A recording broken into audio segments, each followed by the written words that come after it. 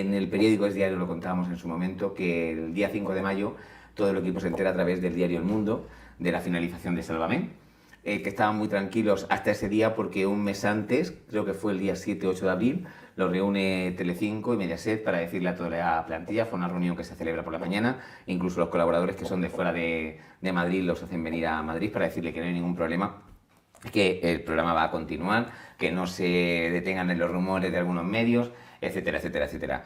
Él llama a eso un golpe de Estado, porque los intentan calmar en sus sentimientos y en las ideas y sobre todo lo que se estaba comentando fuera, para después cargarse el programa. Y también él no tiene ningún problema en hablar de lo que es la operación de Luz. Él dice que ese mismo periódico que anuncia el fin de Sálvame, aquel 5 de mayo, es decir, este 5 de mayo, durante meses estuvo contando cosas que no son reales sobre la operación de Luz. Yo, antes de entrar en el tema, tanto a David como a Iván, ¿qué impresión os ha dado la entrevista o cómo lo habéis recibido? Bueno, yo y de salida no he visto toda la entrevista, he visto algunos extractos y me he quedado con algunas de las cosas que ha dicho David Valdepérez. La primera de ellas, y bueno, yo creo que esta gente de Telecinco, Sálvame, la fábrica de la tele, no se corrige. Es decir, su absoluto desprecio por la justicia. Decir que todo lo que se ha ido publicando sobre la operación de Lux es literatura, o que lo único que hacían es ejercer el periodismo, y las fuentes, creo que ha sido así, ¿no? Se amparaban en las fuentes y en el derecho a la información. Bueno, pues me parece que una vez más están por encima de todo. Es decir, hay una causa abierta y hay unos hechos que son constatables, y yo solamente, sin perjuicio que sabéis que tengo algunos clientes en la operación de Lux, no voy a hablar nada del sumario, pero sí de lo que está publicado y que se corresponde en esencia con lo que se ha instruido. Vamos a ver que de verdad que aquí se sustraían los datos de una base policial, se entregaban a un periodista y los redactores y los directores solicitaban información sobre esas bases policiales. Y de verdad, eso es literatura, eso es ejercer el derecho de la información. Eso lo que es un delito. Es decir, y luego también, no sé si ha sido él o también ha salido o publicado, que el fiscal pretende reducir a 72 perjudicados la causa. Y esto, no sé lo que decirá el juzgado, no sé el informe del fiscal, pero vamos a ver, aquí hay dos conductas típicas clarísimas, ¿vale? Una, que es la del 197.2, ¿vale?, que es apoderarse de unos datos reservados que constan en unos ficheros, que eso no se ha producido 72, se ha producido de todas las personas que figuran en la causa. Y esa conducta ha sido realizada, o presuntamente realizada, por un policía, sino varios, por un periodista al que se ha constatado por las entradas y registros que se le había suministrado esa información, y luego podemos llegar a que hayan sido los 72 famosos, o los que sean, sobre los que se han difundido esos datos. Pero que no olvide que a toda persona que el policía ha extraído los datos de la base de datos y los ha suministrado a un tercero, ya ha cometido el delito del 197.2.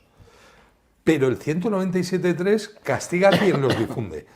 Que esa difusión haya sido sobre 72, bueno, pues ya me parece extremadamente grave. Pero lo de que es literatura, que se ejerce el derecho de información, vamos a ver, es que ahora mismo hay una causa abierta, que incluso ayer estuve viendo un documental sobre la misma, donde los que han sustraído información de una base de datos del Consejo General del Poder Judicial han estado en prisión provisional. E incluso otras personas vinculadas que no extranjeron, pero compraron esos datos, están en prisión provisional. Si lo que tienen que dar, gracias a Dios, es que el juzgado de instrucción número 4 no les decretó la prisión provisional, porque por ese delito hay gente en prisión provisional. Y ellos han tenido la suerte de que no les aplicaron la prisión provisional.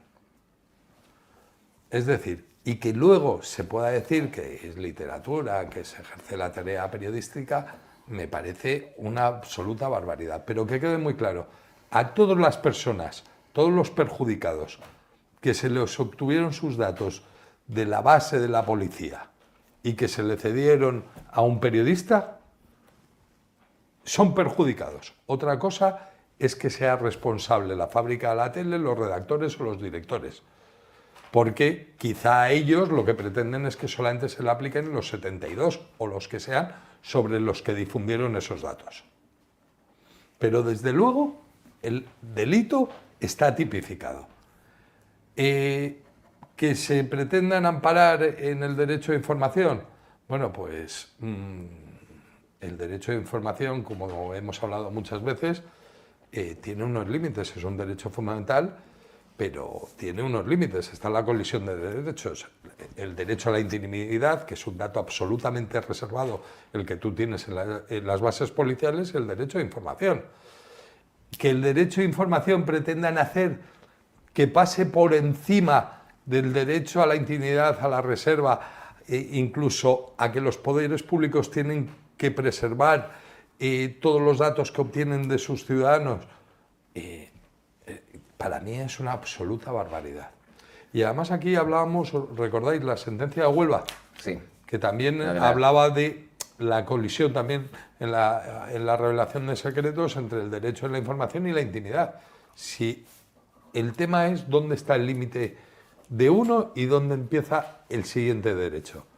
Y desde luego, lo que no es concebible es que el derecho de información ampare una práctica sistemática de obtener datos de una base policial. Aquí en la entrevista, cuando tú ves toda la entrevista, hay dos columnas vertebrales.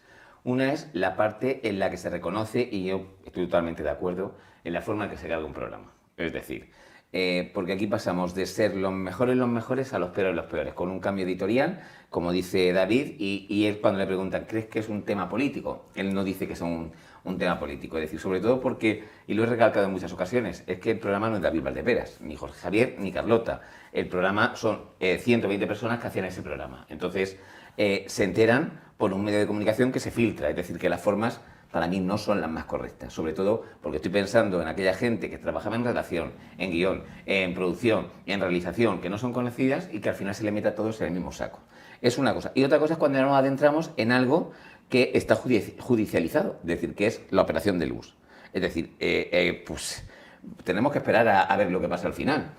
Pero hay indicios, ya parece ser que más que racionales, para que eso no se va a quedar ahí a mitad de camino. De hecho, si no nos hubieran cargado nunca a Gustavo, que era el periodista que estaba en ese tema y que él, yo he hablado en varias ocasiones con él me dice que está tranquilo, pero muchas veces pienso que al final lo que le caiga le va a caer mucho más a Gustavo que a otros.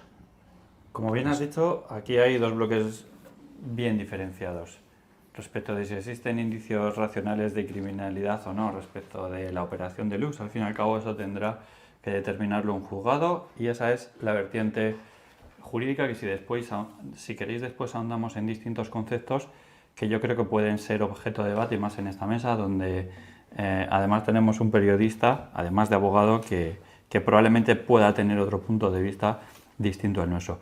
Pero hay otra vertiente, que desde luego lo que hay es indicios racionales de criminalidad de que las audiencias han dado la espalda no de criminalidad, pero hay indicios racionales de que la audiencia ha dado la espalda a Sálvame.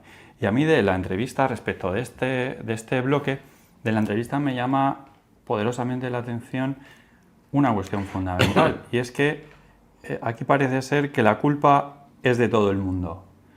Hay un golpe de Estado, hay un cambio de línea editorial, pero no sé si no lo quiere plasmar o no se lo plantea, que a lo mejor ellos tal vez tampoco hayan hecho las cosas bien. Y a mí de esta entrevista, que he podido ver a través de extractos y también por referencias de compañeros, hay una expresión que creo que se utiliza que más o menos viene a decir que en ese programa si hay que llorar se llora o algo así viene a decir.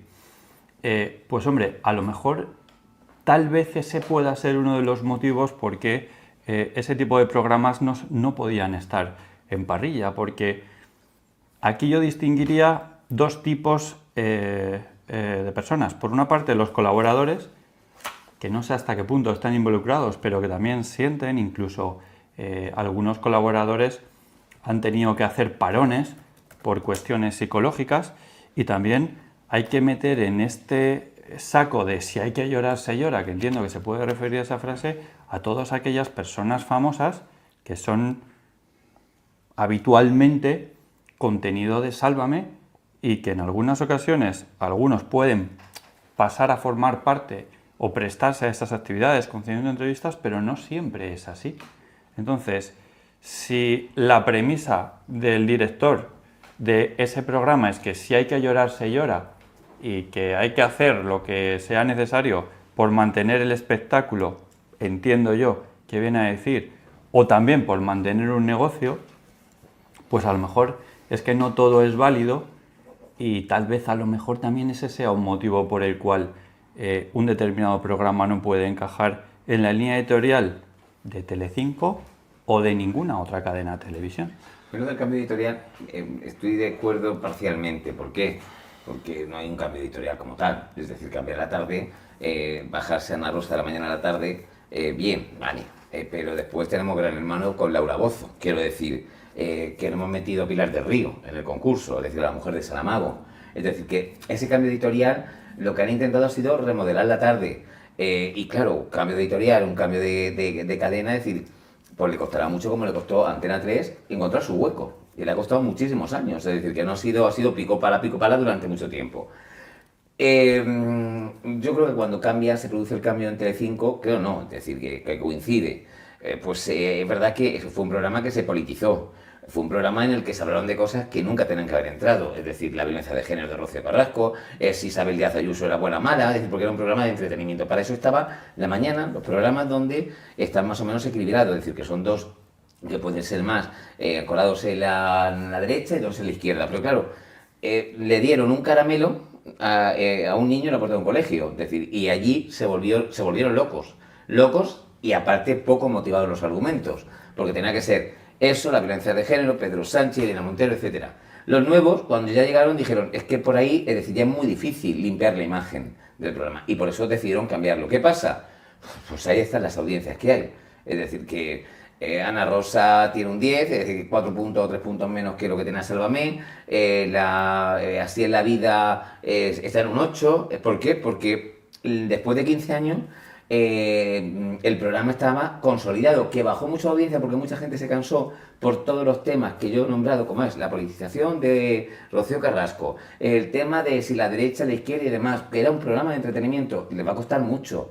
Ahora, otra cosa es que la operación de luz les ha pesado. Claro que les ha pesado, no tanto por lo que vaya a pasar, sino porque los medios de comunicación ya estaban dando muchos datos, muchos ciertos, y otros eran o son elucubraciones, porque al final indicios hay, pero no hay sentencia. Entonces, la presunción de inocencia al menos tenemos que jugar con ella, con esa presunción de inocencia hasta que no se demuestre lo contrario.